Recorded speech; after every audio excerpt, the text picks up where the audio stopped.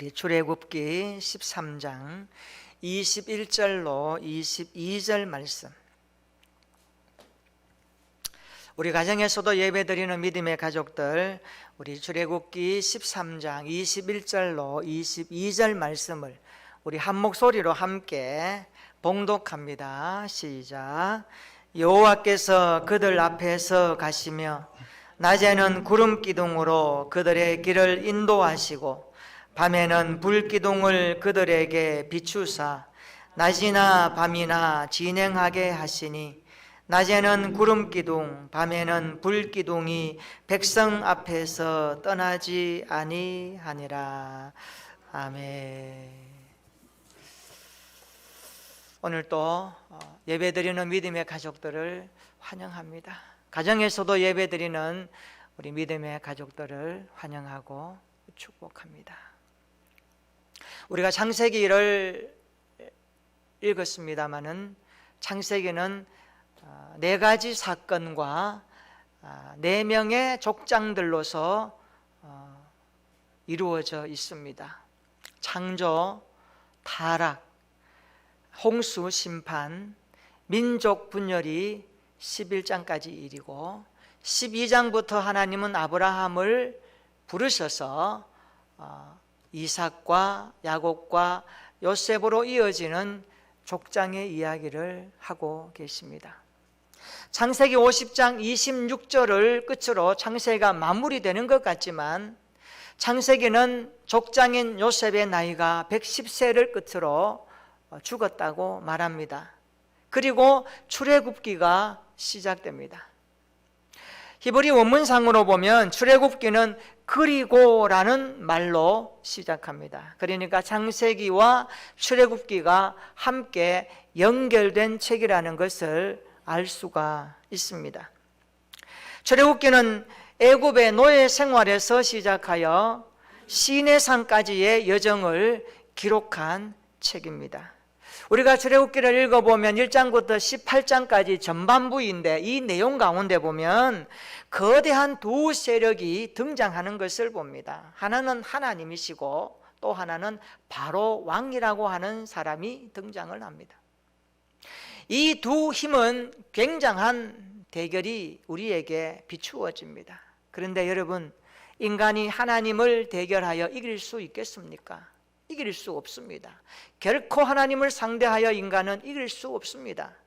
그런데 출애굽기 전반부에서 우리는 애굽 왕 바로도 만만치 않다는 것을 확인할 수 있습니다. 오늘 출애굽기 저자는 이 출애굽기서를 통하여서 이 두 왕의 특징을 전반부에서 그려내면서 우리 그리스도인들을 그 앞으로 인도해 내고 있습니다. 우리를 그 앞에 세우셔서 오늘 우리에게 하고 싶은 말씀이 있는 겁니다. 먼저 바로왕은 누굽니까? 1장 5절에 보시면 1장 8절에 출애굽기 1장 8절에 요셉을 알지 못하는 새 왕이 등장합니다. 요셉을 알지 못하는 새 왕이 등장합니다.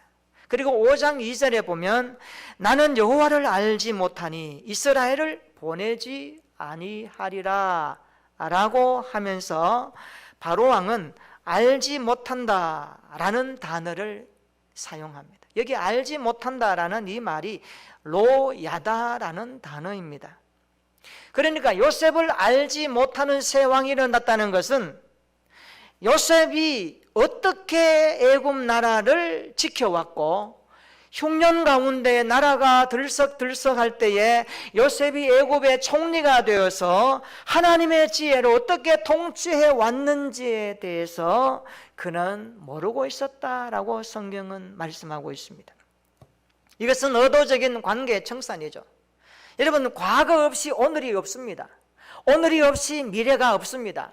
과거와 현재와 미래는 우리 인간이 이 땅에 사는 이상 함께 연결된 역사관입니다. 그런데 요셉을 알지 못하는 왕이 등장했습니다. 그리고 여호와를 알지 못한다라고 그가 말합니다. 여호와를 알지 못한다는 것이 무엇일까요? 이스라엘이 걸어갈 미래를 알지 못한다는 거죠. 하나님 이스라엘 백성들을 어떻게 구원하셨고 어떻게 인도하시며 앞으로 어떻게 그들을 이끄실지에 대한 계획을 모른다는 말씀입니다.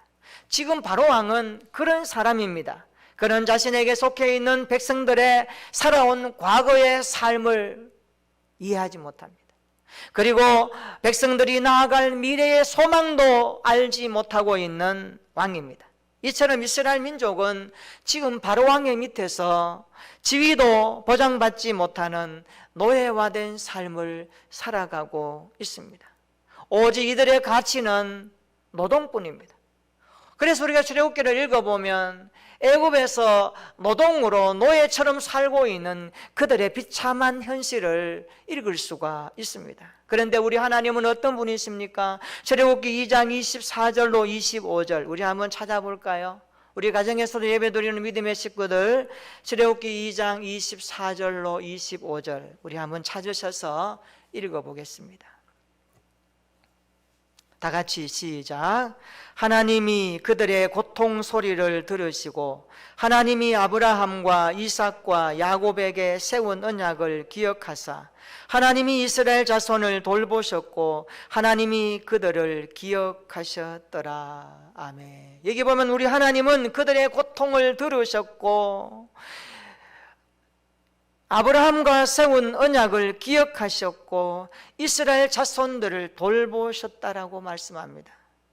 여기 기억하셨다 이 단어가 바로 야다라는 단어입니다. 야다, 알다라는 단어를 사용하는 겁니다. 출애굽기 3장 7절도 한번 읽어볼까요? 우리 조금 뒤에 넘어가면 출애굽기 3장 7절 우리 다 같이 한번 읽어보겠습니다. 시작.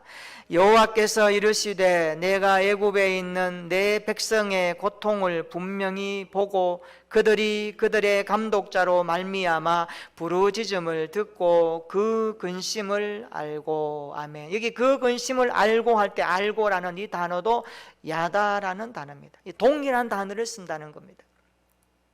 하나님은 이스라엘의 과거를 아십니다. 하나님은 아브라함과 이삭과 야곱에게 맺으신 언약을 알고 계십니다. 그리고 그들의 고통의 근심을 알고 계십니다. 이것이 바로 야다라는 말씀의 뜻입니다. 이처럼 하나님은 저와 여러분들의 살아온 과거를 다 아십니다. 믿으시기를 축원합니다. 우리가 가야 할 미래도 주님은 알고 계십니다. 이 길을 걸어가면서 겪는 고통과 아픔과 근심의 신음소리도 우리 하나님은 알고 계심을 믿으시기를 축원합니다. 이렇게 정리됩니다. 바로는 이스라엘에 대하여 아무것도 모르고 있습니다.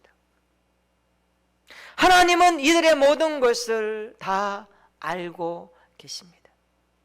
그러면 제가 질문 하나 드리겠습니다. 저와 여러분들은 우리 인생의 미래, 우리 인생을 누구에게 맡기시겠습니까? 바로왕 같은 사람에게 맡기겠습니까? 아니면 하나님께 인생을 맡기겠습니까? 내 인생에 대해서 이해하지도 못하고 알지도 못하는 어떤 누구에게 여러분의 인생을 걸고 맡기시겠습니까?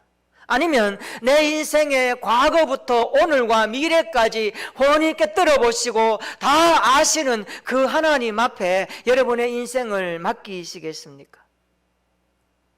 대답은 여러분의 신앙을 해보시기를 바랍니다.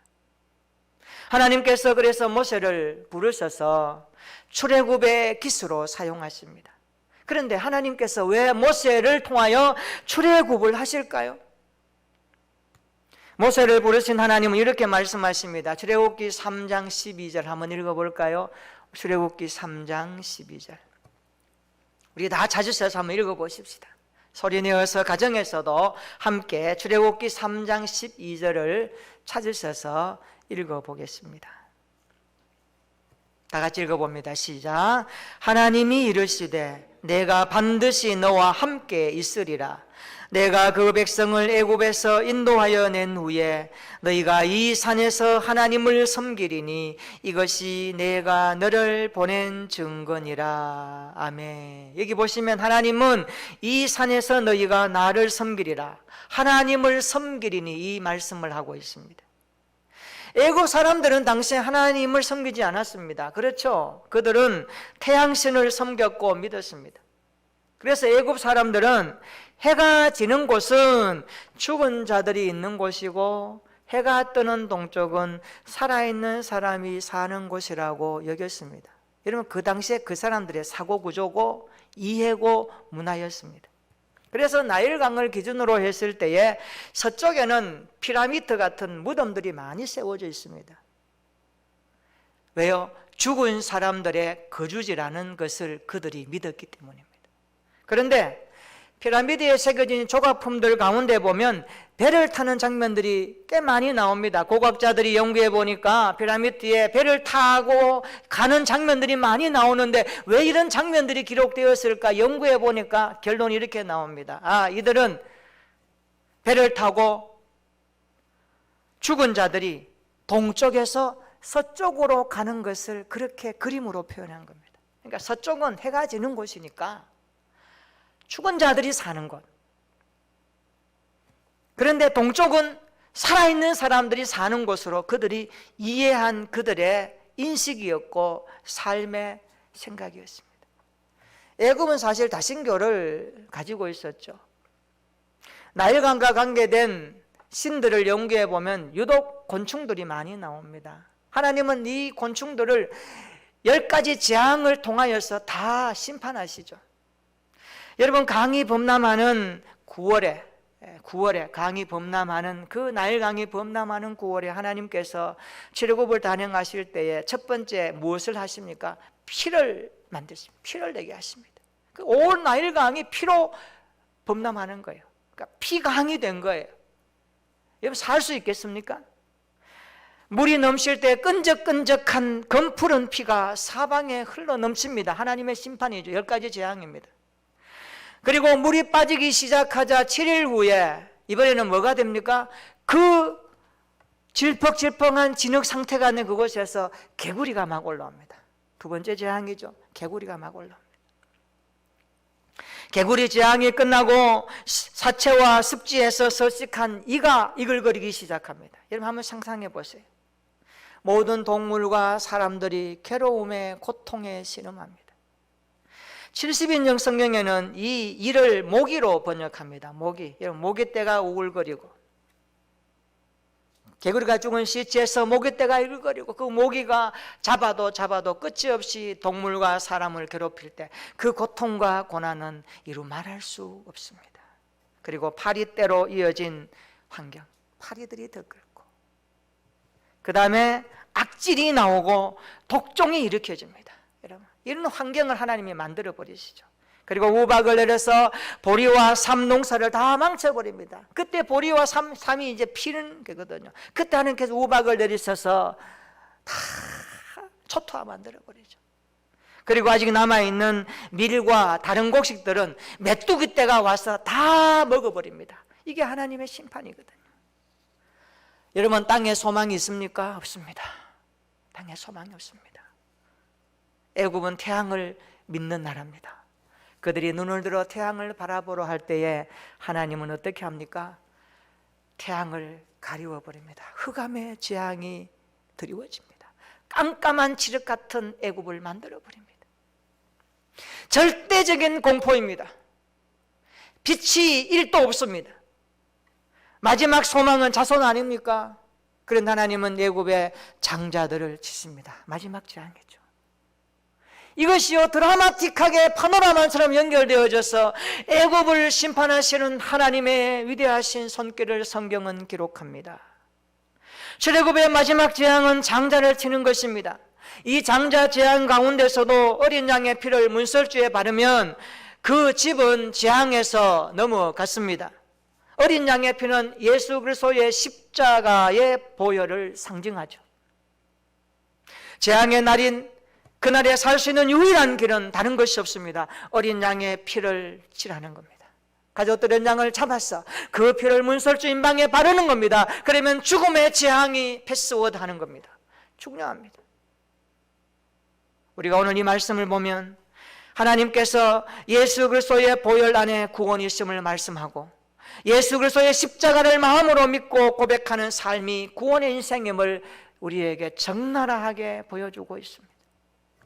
계속해서 출애굽기 4장 23절 한번 읽어보십시다. 우리 출애굽기 4장 23절.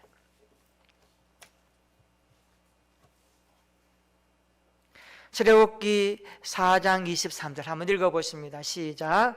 내가 내게 이르기를 내 아들을 보내주어 나를 섬기게 하라 하여도 내가 보내주기를 거절하니 내가 내 아들 내 장자를 죽이리라 하셨다 하라 하시니라. 아멘. 계속해서 하나님이 말씀하시죠. 나를 섬기게 하려고, 나를 섬기게 하려고. 출애굽기 7장 16절에도 보면 그에게 이르기를 히브리 사람의 하나님 여호와께서 나를 왕에게 보내어 이르시되 내 백성을 보내라. 그러면 그들이 광야에서 나를 섬길 것이니라 하였으나 이제까지 내가 듣지 아니하도다. 그들이 광야에서 나를 섬길 것이니라. 이 섬긴다는 단어를 굉장히 많이 쓰고 있습니다. 출애굽기 8장 1절도 제가 읽어봅니다. 내 백성을 보내라. 그들이 나를 섬길 것이니라 말씀합니다. 출애굽기 8장 20절에도 말씀합니다. 내 백성을 보내라. 그러면 그들이 나를 섬길 것이니라. 우리 9장 한번 넘어가 볼까요? 출애굽기 9장 1절 우리 자주 써서 한번 읽어보겠습니다. 출애굽기 9장 1절 시작. 여호와께서 모세에게 이르시되 바로에게 들어가서 그에게 이르라. 히브리 사람의 하나님 여호와께서 말씀하시기를 내 백성을 보내라. 그들이 나를 섬길 것이니라. 아멘. 그들이 나를 섬길 것이니라. 계속해서 말씀하십니다. 여러분 9장 13절도 한번 보세요. 내 백성을 보내라. 그들이 나를 섬길 것이니라. 10장 13절에도 한번 보세요. 반복하여 말씀하십니다. 내 백성을 보내라. 그들이 나를 섬길 것이니라. 아멘.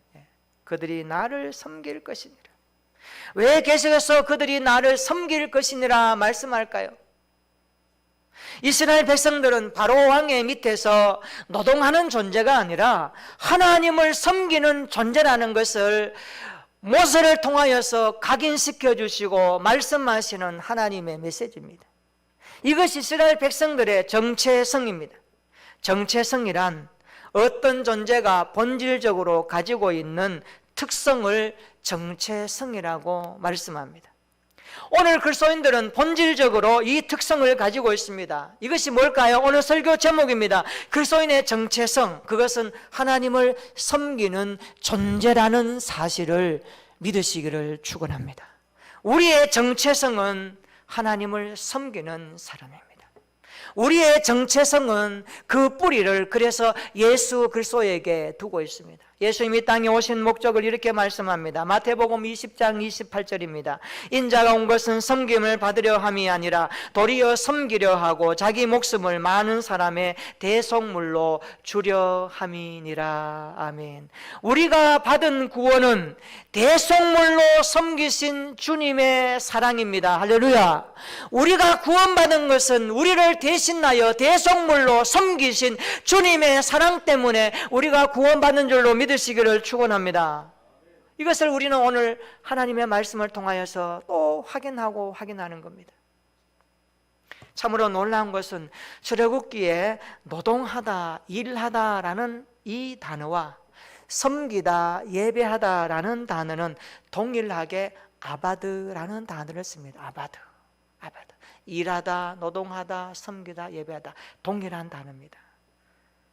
그런데요, 이 단어가 바로 왕과 연결되면 고역의 노동이 되지만 하나님과 연결되면 섬김의 예배로 나타난다는 사실입니다. 중요한 것은 이겁니다. 누구를 위하여 일하느냐, 누구를 위하여 땀 흘리느냐, 인생의 목적이 어떻게 설정되냐에 따라서 그것이 노동으로서 고통이 될 수 있지만 그 노동 가운데서도 예배자의 기쁨과 은혜를 누릴 수 있다는 것을 이 단어는 우리에게 가르쳐주고 있습니다. 사랑하는 성도 여러분, 우리 모두가 하나님과 함께하면 그 어떤 노동도 고역의 일이 아니라 역경과 고난도 하나님을 기쁘시게 하는 예배의 모습이 될 수 있을 것을 믿습니다. 이것을 믿으시고 하나님 앞에 우리의 참된 존재가 무엇인가를 다시 한번 고백하는 시간 되기를 축원합니다.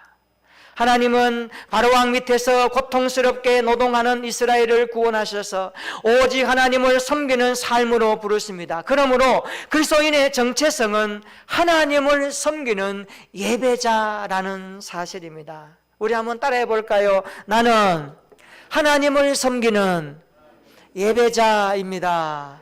믿으시기를 축원합니다. 우리 가정에서 예배드리는 분들도 한번 따라 하십시다. 나는 하나님을 섬기는 예배자입니다. 이 믿음이 여러분의 믿음이 되기를 축원합니다. 평생토록 하나님을 섬기는 예배자로 살아갈 수 있기를 축원합니다.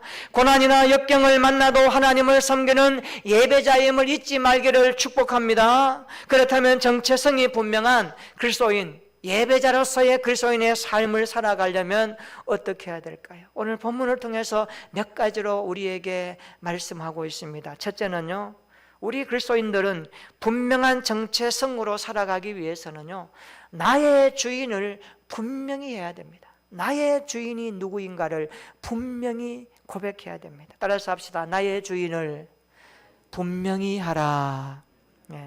그리스도인이란 예수 그리스도와 개인적으로 주종관계를 맺은 사람을 그리스도인이라고 그럽니다. 주종관계, 주인과 종의 관계입니다.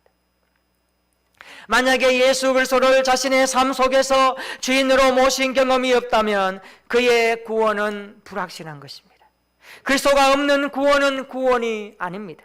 신약 성경을 연구해 보면 예수님을 주인으로 묘사하는데 세 가지 단어를 사용합니다. 첫째는요, 무한한 능력을 가지고 지배하는 분으로 말씀합니다. 그리고 모든 권력을 가진 황제라는 것으로 우리에게 말씀합니다. 그리고 세 번째는요, 소유권을 가지고 우리를 보호하시고 우리의 주인으로서 우리를 인도하시는 분으로 묘사할 때 주인이라는 단어를 사용합니다. 그분은 우리를 지배하시는 분이십니다.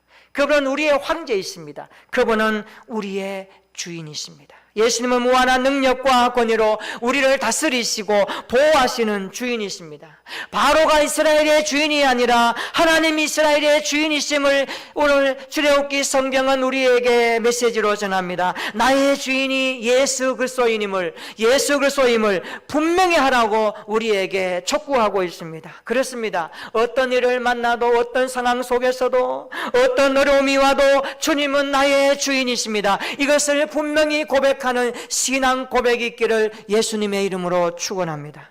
이것이 정체성이 분명한 그리스도인의 삶의 모습입니다. 두 번째로, 정체성이 분명한 그리스도인으로 살아가려면 하나님보다 세상 가치를 우위에 두지 말아야 합니다. 하나님을 제일 우위에 두어야 합니다. 출애굽기는 애굽을 탈출하고 애굽을 버리는 거죠. 그리고 하나님을 섬기는, 하나님을 붙들으라고 우리에게 말씀합니다. 이스라엘 백성은 애굽 왕 바로 밑에서 살아가는 백성이 아니다. 너희들은 노동이나 하고 고통을 당하며 살아가는 인생이 아니라 너를 구원하여서 너희 인생을 계획하시고 인도하시는 그 하나님을 바라보면서 하나님을 섬겨야 할 존재들로 나는 너희들을 창조했다라고 우리에게 말씀하고 있습니다. 그래서 하나님을 주인으로 섬기는 예배자로 살아가야 함을 우리에게 분명하게 말씀하고 있습니다. 하나님께서는 자기 정체성과 자기 위치를 정확하게 아는 삶을 요구하십니다. 그래서 신앙생활은요, 붙들어야 될 것과 버려야 될 것을 분명히 알아야 됩니다. 내가 붙들어야 될 그분은 나의 주인 하나님이시다.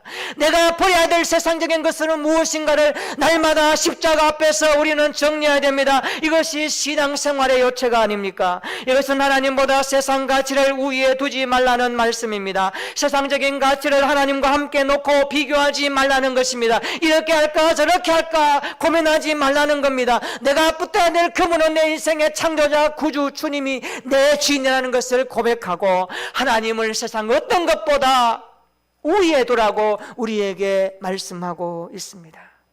그래서 우리의 믿음이 때로는 먹음직도 하고 보암직도 하고 지혜롭게 만큼 탐스러운 삶의 상황 속에서 우리의 믿음이 실체가 드러납니다. 여러분, 그 가운데서도 하나님을 제일 우위에 두는, 우선순위에 두는 믿음의 삶이 되기를 주님의 이름으로 축원합니다. 이것이 정체성이 분명한 그리스도인의 삶의 모습입니다.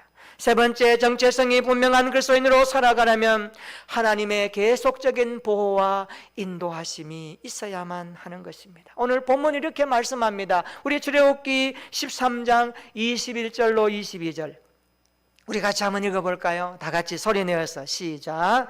여호와께서 그들 앞에서 가시며 낮에는 구름기둥으로 그들의 길을 인도하시고 밤에는 불기둥을 그들에게 비추사 낮이나 밤이나 진행하게 하시니 낮에는 구름기둥 밤에는 불기둥이 백성 앞에서 떠나지 아니하니라. 아멘. 하나님은 광야에서도 이스라엘 백성들을 보호하시며 인도하십니다. 낮에는 구름기둥으로 밤에는 불기둥으로 그들의 걸음을 인도해 가십니다. 여기 불기둥과 구름기둥은 하나님께서 이스라엘 백성들에게 나타난 임재의 구체적인 표상이죠. 우리 하나님 어떻게 일하십니까? 임재하심으로, 우리 옆에 계심으로, 우리 안에 계심으로, 우리 앞에 길을 인도하심으로 우리의 걸음을 실족하지 아니하도록, 우리의 고민과 염려 가운데서도 두려워 말라 내가 너와 함께함이라 놀라지 말라 나는 내 하나님이 됨이니라 말씀하시면서 우리를 이끄시고 우리를 붙드시는 하나님, 그 하나님이 오늘 신적 임재의 표상으로 불기둥과 구름기둥으로 광야를 걸어가는 이스라엘 백성들을 인도하셨다는 말씀입니다. 그렇습니다. 하나님의 계속적인 인도하심과 보호하심 만이 우리가 그리스도인으로 살아갈 수 있는 유일한 힘입니다. 믿으시기를 축원합니다. 내 힘이 아니라 하나님의 인도하심과 보호하심의 손길이 우리의 가정과 직장과 사회에, 특별히 이 지구촌 가운데 충만하게 하시기를 우리가 기도해야 할 것입니다. 이 코로나19 가운데서도 고통 중에 있는 자들이 여호와 하나님을 만나는 기회가 되고, 이 난국을 돌파하는 길은 하나님이 주시는 지혜로 말미암아 극복된다는 사실을 믿음으로 함께 하나님을 바라볼 수 있는 모든 상황들이 될 수 있도록 기도하며 나아갈 수 있는 우리 모두가 되었으면 좋겠습니다. 하나님은 그들 앞에서 계시며 그들의 길을 인도하시며 떠나지 아니하십니다. 이처럼 하나님은 우리 인생보다 앞서 가십니다. 우리가 가야 할 길을 인도하십니다. 그리고 떠나지 아니하십니다. 우리 평생 동안 하나님의 계속적인 보호와 인도하심 있기를 주님의 이름으로 축원합니다. 모든 날 모든 순간을 주님과 함께 할 수 있는 우리 모두가 되기를 축원합니다. 우리의 자녀들의 인생에 하나님의 계속적인 돌보심과 인도하심 있기를 기도합니다. 우리 교회를 계속적으로 지키시고 보호하시고 인도하시는 하나님의 임재를 체험하는 우리 교회가 되기를 주님의 이름으로 축원합니다. 지금 세상은 너무너무 어수선합니다. 코로나19 때문만은 아닙니다. 지금 세상은 말세 종말 마지막 끝입니다. 성경은 우리에게 분명히 말씀합니다. 사람들의 지식이 빨리 왕래하고 모든 것이 복잡하고 기계가 산업화에 등장하고 인간 존재와 인간 가치가 말살되고 떨어지는 이 사회구조 속에서 저체의 기근과 지진과 우리가 알 수 없는 일들이 얼마나 많이 나타나는지 모릅니다. 한치 앞을 알 수 없는 시대 가운데 우리는 살아가고 있습니다. 코로나19 때문에 고민하던 크리스찬 기자가 대형교회를 아주 목회 잘하는 목사님에게 이런 질문을 했습니다. 목사님, 지금까지 목회를 잘 해오셨는데 많은 분들에게 존경을 받으셨는데 이 코로나19를 대하는 목사님의 심정은 어떠합니까? 이렇게 짧게 질문 한마디 던졌습니다. 그랬더니 목사님이 눈을 씩 감고 나서 이렇게 대답합니다. 예, 저는 지금 안개가 가득 낀